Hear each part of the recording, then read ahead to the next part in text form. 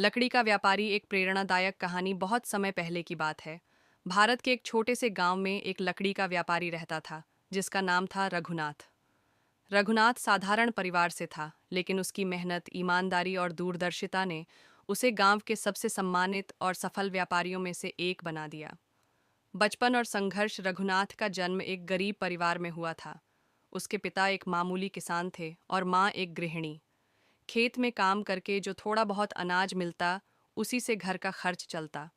रघुनाथ बचपन से ही होशियार और मेहनती था। पढ़ाई में अच्छा था, लेकिन गरीबी के कारण स्कूल छोड़ना पड़ा और वह अपने पिता के साथ खेतों में काम करने लगा। पर रघुनाथ को हमेशा लगता था कि मेहनत के साथ अगर समझदारी और हुनर हो तो किस्मत को बदला जा सकता है।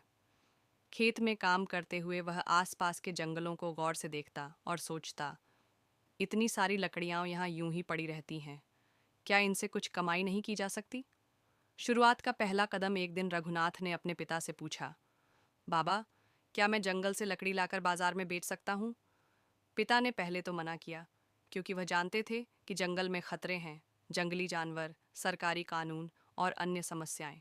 लेकिन रघुनाथ के जज्बे को देख वे मान गए और बोले, सावधानी से काम करना बेटा, ईमानदारी मत छोड़ना।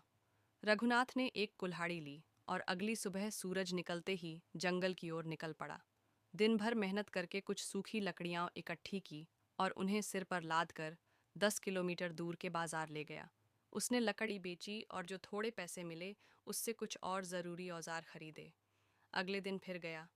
यूं ही दिन बीतते गए और रघुनाथ की लकड़ी का व्यापार धीरे धीरे बढ़ने लगा।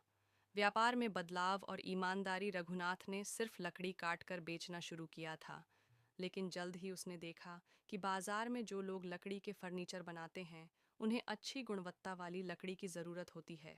उसने सोचा, अगर मैं उन्हें बेहतर किस्म की लकड़ी सीधी सप्लाई करूं, तो मुनाफा ज़्यादा होगा।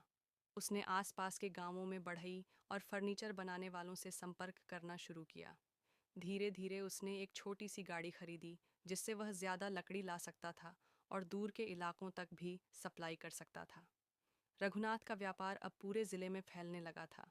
लोग उसकी ईमानदारी के कायल थे। वह कभी खराब लकड़ी नहीं देता, वादा निभाता और वाजिब दाम लेता। एक बार एक ग्राहक ने गलती